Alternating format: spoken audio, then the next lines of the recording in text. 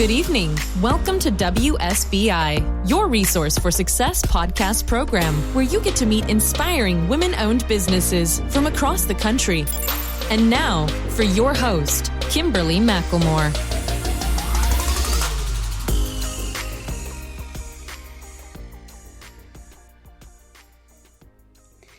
All right, good evening, and welcome to WSBI, your resource for success podcast program, where you get to meet inspiring entrepreneurs and women-owned businesses from across the country.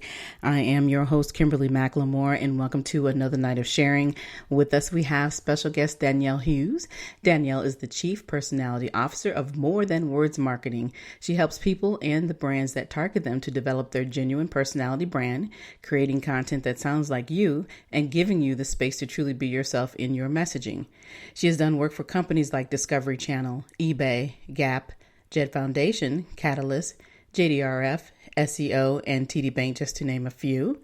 And while she can't pull a rabbit out of her hat, she can create and hone your personality brand, engage your audience, and deadlift you or your employees, but not at the same time. So, of course, without further ado, please help me welcome to my platform, Miss Danielle Hughes. Hey, Danielle. Hey, Kimberly. I love the way you did my bio. I might have to hire you. That was very good. Well, I appreciate it. Bring me on, okay? I've been told I had the voice, so I'm like, okay, you know what? I need to start utilizing this tool more often. So. You definitely have the voice. It's very, it's great. So I could listen. You know, if you want to read the phone book for a half an hour, I'll just sit here. It'll be fine. Well, I appreciate it. Well, welcome on. I'm so excited. We've been talking, as I always call it, to my listeners, in the green room. So obviously we're not together, but we've had a great conversation. So we're going to move this conversation to the listeners. So Danielle, before we dive into all the business stuff, why don't you tell the listeners a little bit more about who Danielle Hughes is? Sure. So I got my start in what's called ad sales marketing, which is just about as boring and unsexy as it sounds. But I worked in television for quite a long time. Essentially, I went to college. I thought I was going to be an art director. I thought I was going to go work at an advertising agency and design all these campaigns. And during the course of my college career, I realized that I was a better writer than I was a designer. And somehow out of school, all these like fits and starts ended up in television and creating all of the marketing materials that like our salespeople would need to go out to sell programming to advertisers. Mm-hmm. So back then, so not quite before the internet, but kind of, it was a lot of printed material. So we were doing like media kits and sell sheets and PowerPoint presentations. And then from there, I ended up taking a little bit of a pivot and going over to a very small advertising agency, working on more consumer-focused messaging, still with like brands and advertising. And I had always been told by people throughout my career, oh, you should go freelance. But I was very nervous about it, and I didn't really know what that would look like. But I also knew that the corporate world wasn't necessarily right for me, although I couldn't put my finger on it until more recently. And at some point, things just didn't work out, and I was sort of let go from an opportunity. And I said, you know what, maybe now is the time to go freelance. And so freelance copywriter for a really long time. And at some point, I realized that as a freelancer myself, I was not taking control of my own destiny. I was an order taker for whoever wanted to hire me, and I wasn't really controlling my own message and the types of work that I wanted to be doing. So I decided to start my own company. I hired a business coach, and somehow through that process realized that what I love doing is writing content that's authentic and real and human and helping people do the same. And I think one of the reasons that I realized I never fit in the corporate world was because I was always myself. I was not Danielle at home and Danielle in the office, and they were two separate people. They were always the same person. And back then that was not encouraged, but now we live in a world where a lot more organizations and customers are looking for authenticity, and they're looking to connect with people. Mm-hmm. And how do you bring more of yourself into your message? And so that's what I do now is I work with individuals and small businesses and brands on how to put more of themselves into their message. Well, okay. Well, we're going to dive into a little bit more of that. But I think when I'm listening to what you're saying, that the thing that stood out to me was how in the beginning that you were scared. And I think that, obviously we all go through that process of trying to figure out who we want to be when we grow up, right? And even though we're grown, we still are constantly sometimes fighting ourselves. So we have to get ourselves out the way in order to be the successful person that we want to be, or just live the life we want to be. And what do you say though to those people who are still constantly on the fence? Because we all know, even though coming into business today is easier than it was 5, 10, 15 years ago, how do you still get those people to use their personality, get off the fence and do what they love? Well, so I feel like it's like two different things. So there's like the overcoming the fear, and then there's the tapping into your personality. But they do go a little bit hand in hand. And I will say that it is easier to not be afraid when you are clear about what you want to do, who you want to serve, and what you bring to the table. Mm-hmm. Right? So if you know the value that you bring as a business, as a service provider, right? What makes you different? If you know the type of audience that you want to go after, and if you know what they're struggling with, it is a lot easier to then kind of get into a business or message because you can speak directly to their pain points. Mm-hmm. And in terms of the personality piece, so what I've called personality brand and how I differentiate that from personal brand is that to me, the very word personal means private, right? So if somebody tells you need a personal brand, why am I sharing my private business with the world, right? That's nobody's business. Mm-hmm. But our personality is innately who we are. It's already on display.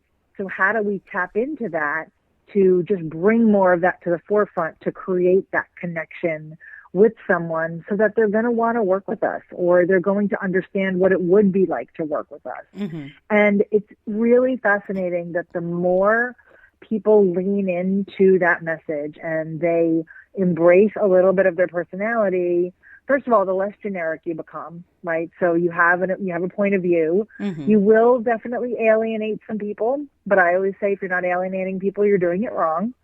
But you're going to attract the right people. Right? So the more you can be yourself, you're just making it easier for yourself down the line because people will understand what it's going to be like to work with you. They'll already know what to expect, and you're not going to have to pretend. You're not going to have to be one way, in your messaging and then another way on the phone. Right? The idea when you go into business for yourself is to work with the kinds of people you want to work with and take the kind of clients that you want to take, right? And obviously in the beginning, we got to take what we got to take, right? Because you have to pay the bills. Right. But eventually you want to get to a point where you're like, I only want to work with these types of people. Mm-hmm. And I only want to work with people that respect me and pay me well and are good clients and are appreciative. And, that comes from being genuine and creating that relationship with them and having that level of trust. And that comes from showing more of who you are to them so that there is something to connect to. Mm-hmm. Yeah. And you're right. That is true. I mean, but the thing I think about today is that, when we talk about having a genuine personality, there are so many more personalities. And because we're trying to, you talked a little bit about trying not to connect your personal self to it, but actually the business sides. But when people bring a business, they do look at that as one thing, not two things. So how do you get them to really engage in the fact that, hey, so when you're saying personal brand, what is it so personal that they want to share when they really shouldn't be sharing that with when it comes to the business side? Because like I said, today people have they have more personality than what we're sometimes used to because everybody can do whatever it is that they want to do per se. So how do you get people to just be more engaging and realize the real true difference between your personal individual self as versus your actual business self as well? What other ways can you bring that out? Yeah, so I think that there's overlap. But I think the way I differentiate it is that you need to figure out for yourself what you're willing to share and what you won't. Right. And so for some people, they're about sharing all the things, right? You just said, like, there's so many personalities out there. Some people, it's like too much. Right. But it might be too much for me, but it might not be too much for you. Right. And again, this is where that distinction is of you're going to attract the types of people who respond to that message. So I think you have to share. This is about sharing something about yourself, but in a way that it doesn't feel uncomfortable for you. Right. And that could be a variety of things, right? So I'll give you an example. I have a client who is in PR, and he has his own PR agency. And when he worked in the corporate world, he worked for all these like big PR firms, and he always, dressed very corporate, wore like boring suits and black socks and the whole deal. And when he went out on his own, when he went out on his own, his 16-year-old daughter bought him all these fun socks. And she's like, now that you have your own agency, can you express yourself more? Can you show some personality? And will you please stop wearing black socks? Right. And so now his whole thing is happy socks. And that has become his brand. Wow. Right. It's not private, right? He's not really telling you anything amazing, but there's a personal story to it. It's fun. And it ties into his message, right? Because PR is all about standing out. And if you wear something fun and noticeable, people are going to notice it. And it's a way to connect, right? So when he talks about, ask me about my socks on his website, people are going to be like, wait, what? It's just a little bit of something, that's about him personally, but it's not a personal thing that's going to make him uncomfortable that he's now sharing it. Right. And so that's what I mean when I go ahead. Talk about the difference. And that's what I was looking for. No, that's it. Yeah, trying to get that understand, because I think, when the listeners are hearing that, because we hear so often about brand awareness, and what do you do? And, people are using so many different things now today in order to get that brand awareness to come out, but they don't really talk about the personality part of it. And so thought that piece was very interesting to really dig a little bit deeper into. And so you've worked with very, very large companies, like I mentioned earlier, like Discovery Channel and eBay. These aren't personal people. So how do you deal with a company that's that large, where you've got layers and layers of people? They have their own marketing, groups and all that. How do you get them to bring out what's unique about them? So for a company, that's a little bit different because the brand is the personality, right? So like eBay has a brand, Discovery Channel has they all have their own distinct personalities. But the bottom line is that all these companies are looking to connect with their customers. So their content needs to sound more human and more relatable, as opposed to big and imposing and cold. And so I think if you look back on a lot of brands, from, years and years and years ago, they were writing to people as if it was very robotic, right? It was very very standoffish. There wasn't anything to connect to. There was nothing that gave that brand a sense of a personality. Now companies are being much more casual with their language, much friendly, right? They're using slang. It's like, we see you, we know you're real, they want to be almost like your friend. And so that's where the swing is for a lot of these brands.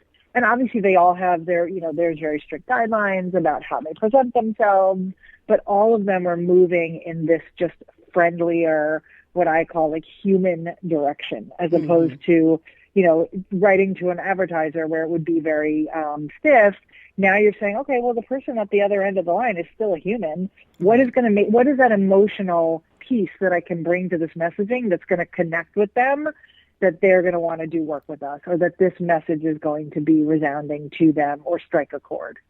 Exactly. Yeah. It's the same scenario of hearing, when you see a commercial, you want to see people who look like you, people who feel, you can connect with. And we're seeing a lot more of that today, because I can remember growing up, I didn't see as many people who looked like me being a Black woman or a Black child on when it came to their marketing, when it came to their products, as if we didn't utilize those products. So, I love how things today are not just even looking at just Black people, but we're seeing more Asian, we're seeing all of our nationalities, because we all represent and everybody's utilizing these same tools and resources and, products that we purchase on, whether it's online or at the store. So, what you're talking about, that personality brand, that is absolutely, I think, one of the most important things that people could do in their business, no matter how small or how large that business is. 100%. And like exactly what you just said about like showing, it's diversity of people, it's diversity of perspectives, and just remembering that you're talking to so many different types of people. So the more human your message can be and the more inclusive, the more likely you are to have that message be attracted by a larger audience. Exactly. So talk a little bit more though about the process of, before you were really into, like you said, you were into more TV and stuff and things were different. And of course you got away from that and now you're into this, but what were the steps that you actually had to take to make those decisions? Because like I said, I know you said you were scared, but we all have a past per se so before you got to this. So what really inspired you beyond people telling you that, hey, you're great at this? What was the other inspiration that came to your mind? I was inspired by the fact that I got fired. So there's that. Somebody's like, we don't want you anymore. You're like, okay, I'm going to go do my own thing. Right. It's like a semi-mutual decision, obviously, but it's like that realization. I think if you are attuned to the messages that are being sent to you by like the universe or whatever, like it was a sign to me that, okay, this is not the right fit for me. So what is the good fit? And I also had like recently had a child at the time that this was all going on, and I wanted to spend more time with him. So I think for me, it was like, what other time am I going to get to sort of take this chance? And, when you are at any point in our lives, right, nothing is permanent. Right. So I could have tried this and 6 months later, it wouldn't have worked out and I would have found a job. Right. I would have gone back to corporate somehow. I would have, I think I would have found something. Right. So looking at things in a way that says, you know what, if I make this decision, it's not the only decision I'm ever going to make. It doesn't mean I can't take it back. It doesn't mean I can't change. Right. So that's one thing.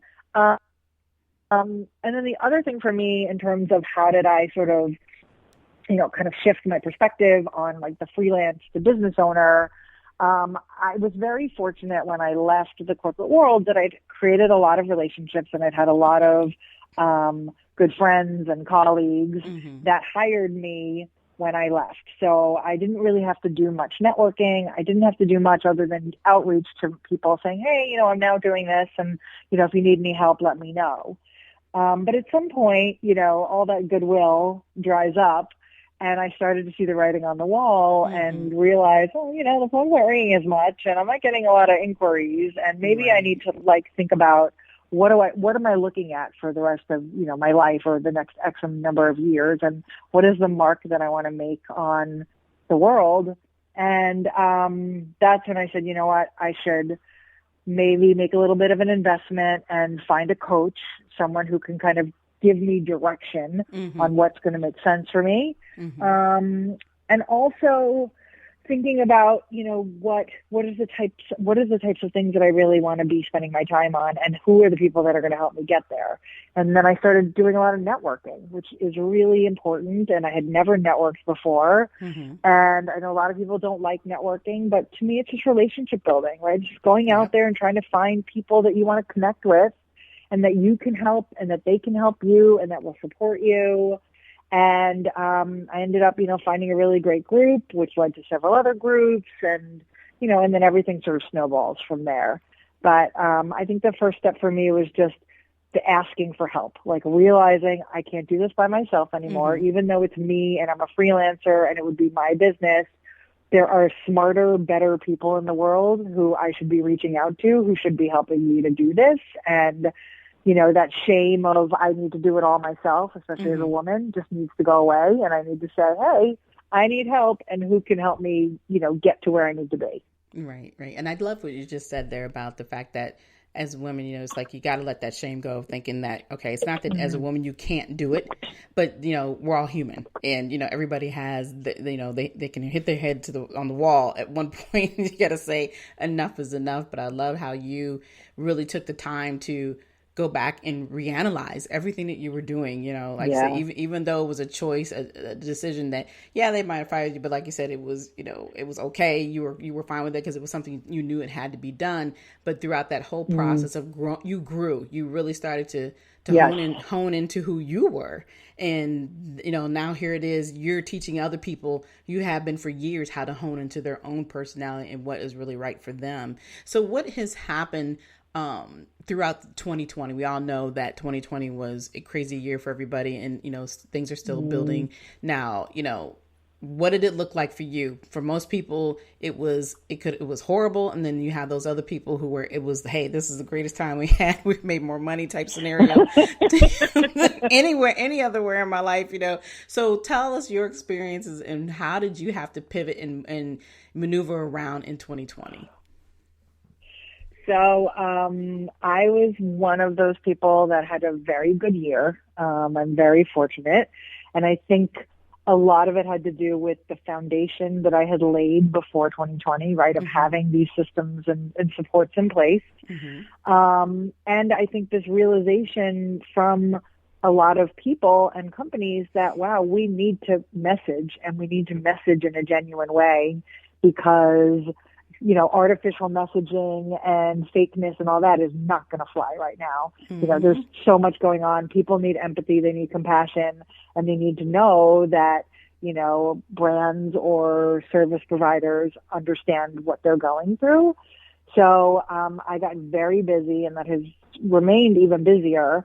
But it allowed me to do a couple of things. First of all, it allowed me to bring on collaborators and other freelancers and give them business, because I was able to expand and bring on some junior writers, and I hired a virtual assistant, and I hired a bookkeeper, and being able to give employment to other people made me feel really good.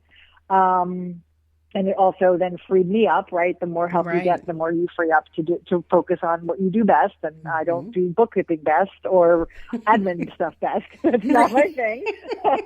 Just as long as the money's rolling in, you're good. But the rest of it, no. That's right. It's exactly. But it also opened the door for other possibilities. And so I had been working on a potential sort of one-day women's entrepreneur conference with another collaborator, and it was planned for May of 2020, and so obviously that didn't happen. But I said with another friend, let's try a virtual workshop. Let's see how this works. What's the worst we have to lose? We could advertise it. If nobody signs up, we haven't lost any money. We haven't spent anything. All we're doing is, trying out an idea. So it allowed me to sort of think in a different way. We tried this one workshop. It went well. We then pivoted that workshop into a multi-week kind of course/workshop. And then now I'm doing them on my own. And it's tapped into a new audience for me, which is more solopreneurs who are also just really needing to figure out their own message and, get that encouragement that they need to put their personality into their messaging. And it's the most fulfilling thing that I do is seeing people realize what makes them special and getting the confidence to own that and put it in their messaging. It's awesome. I love it. Wow. And that's beautiful. And the thing I love that, everything you just said about, it's really talking about that pivoting, realizing that, okay, you cannot do the things that you used to do, and it's okay. So we all have to think outside the box, and because everybody's so used to being in the box and worrying about, we have to do this and we have to do that, because that's what's always worked. Well, we had no choice. You're on your knees now. You have no choice but to do something different. And, being virtual, everybody's doing a lot of virtual, and now it's a reality where even on the jobs we were told, we got to be here on the job, we got to see people who are actually working. Well, it's either you're gonna work or you're not gonna work, right? So I love how people have had to truly become themselves. They really have had to sit back and reanalyze and reassess everything, not just their personal life, but their professional life, whether they're, owning a business or not owning a business. And it's still happening today. And how do you feel? How do you feel about the business, your business and other people's businesses going back to the so-called norm? What is your thought on that?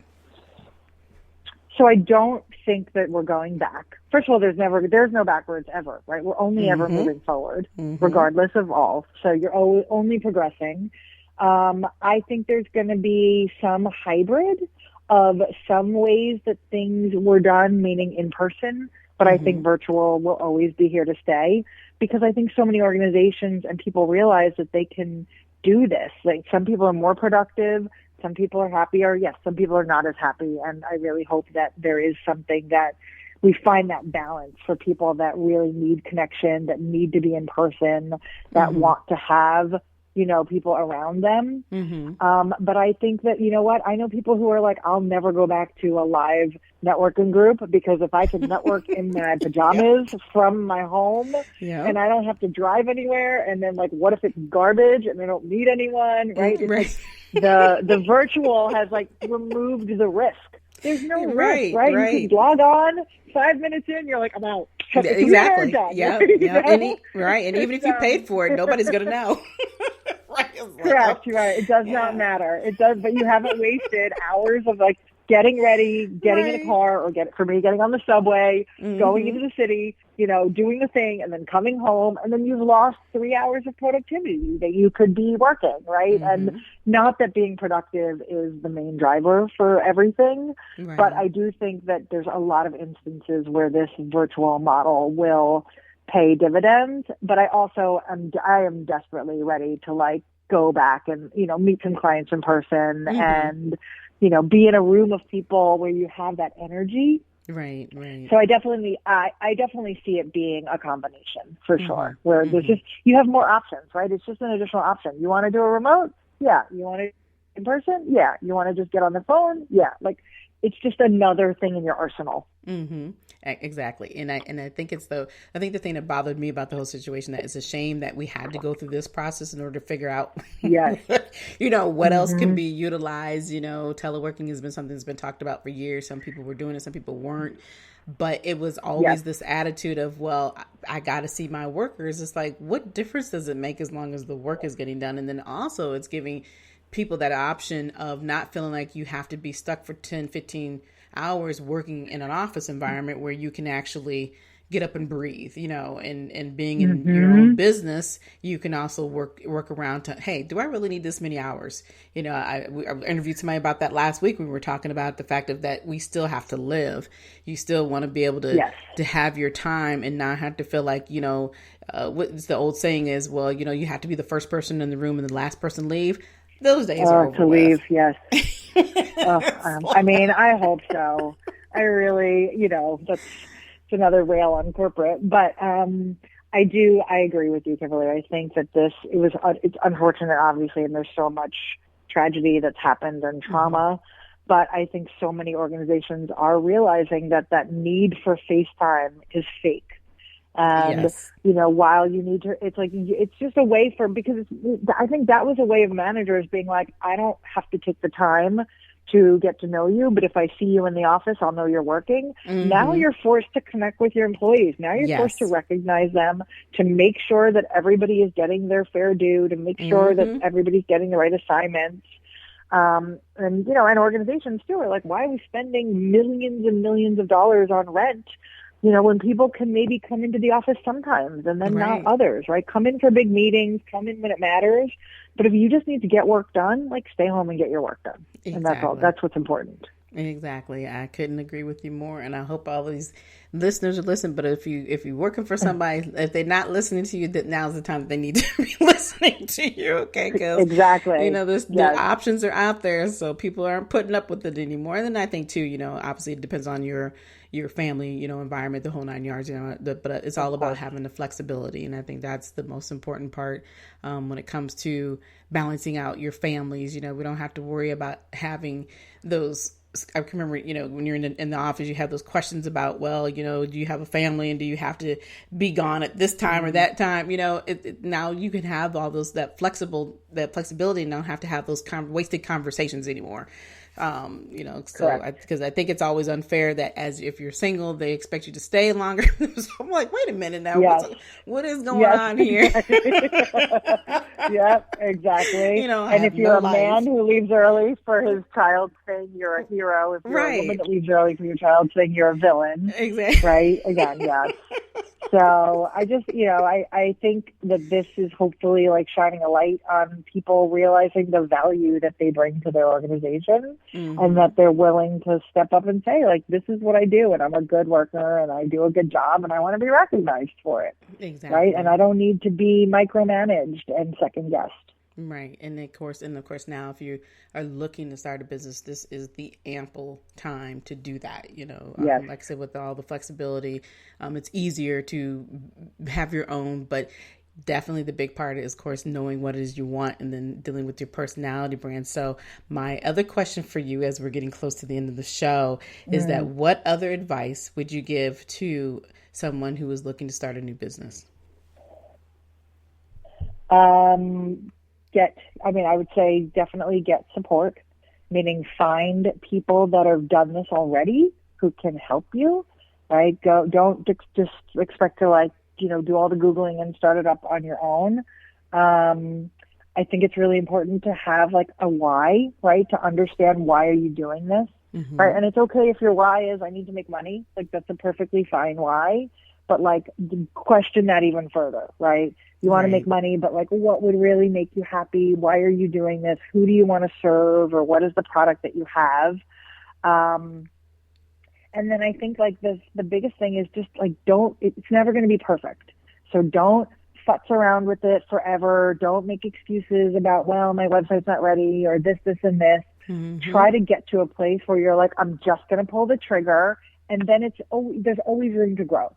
Nobody starts a business perfect. It has to start somewhere. And if you start it perfect, where can you go from there, right? So you're better off starting at mediocrity and then making it better and better over time, because things are going to evolve too. You're going to evolve as a business person. Your business is going to evolve. Your audience is going to evolve. And you will be able to recognize those things over time and see what makes sense for you. But you have to just get out of the gate and get out of your own way and just start. There you go. Couldn't have said that better myself. So, Danielle, do you have anything else that you would like to share with the listeners? And please let us know how the listeners can get a hold of you if they're interested in your services. Oh, thank you. I would love, so I do a bi-monthly newsletter that goes out every other Friday. So if they want to sign up for that, it's usually just really sort of a fun musing that I have, and it's always around messaging, but it's not a typical boring marketing newsletter. They can go to my website, which is More Than Words Copy, and they can sign up for my newsletter there. And if you sign up for my newsletter, I have this really fun freebie that I call my About Me Mad Libs, which uses Mad Libs to help you build your About page and tell your story for your bio. And so I give you kind of two more traditional prompts and one really fun prompt, and it just lets you kind of see where you're willing to have a little fun and put some personality into your story. Because the hardest part for people is where do I even begin when I'm writing my bio? Well, so this is basically done for you, and you can fill it in, and then you can play around with it and see what makes you happy. Wow, that's pretty awesome. I wish I'd have found you 5 years ago. I still probably need some help. All right. Well, it has been a pleasure having you on the show this evening. I really have enjoyed this conversation. I hope the listeners have learned a lot tonight, because Danielle dropped some major golden nuggets on this conversation. So if you weren't listening, you were definitely missing out. Definitely. So do you have any last words for our Kimberly. honey, you're welcome. You're very, very welcome. I really enjoyed it. Do you have any last words, though, for our listeners? No, just, thank you. And just especially, we're talking women, don't be afraid to be yourself. Don't be afraid who you are. Recognize you're awesome. Own it and put it out there. All right. There All we go. right. Okay. Well, again, thank you for coming on to the tonight's show. And of course, before we close tonight, I just want to remind everybody that we have learned so much again about honing your own personality. It's not the same as personal, it's personality for the business, about personality brand. If you're not aware, don't understand it, please reach out to Danielle, support her business. It sounds fabulous. She's obviously in New York. So for those New Yorkers, you know where to find her at. But of course, it also leads me to that major question I ask every week is, what do you wish to existed for you in 2021? If you are ready to have that conversation, reach out to me anytime at Kimberly, WSBILC@gmail.com. And let's just chat about your goals. Maybe you might want to write a book. Maybe you might want to start a podcast show. Maybe you might want to start some other type of a business. I'm here to assist you. And if I can't help you, we'll make sure that you get to the right person. But also, if you want more WSBI, maybe an additional podcast show, a free virtual live Q&A session with our favorite entrepreneurs, and we are doing a campaign raising $5,000 so we can provide more of these resources for success. And you can go to www.wsbilc.com in order to do the donation. But again, I hope you enjoyed listening to tonight's show. We'll be back next week with more amazing guests. Be sure to follow us on iHeartRadio and download our mobile app on Google Play or wherever you listen to your podcast. But until then, you enjoy the rest of your evening, and good night. Good night, everyone. We will be back next Thursday evening at 7 p.m. Follow us on Spreaker, www.spreaker.com/user/WSBI. View our new WSBI website anytime at www.wsbillc.com and on Facebook, Twitter, YouTube, LinkedIn, and Instagram.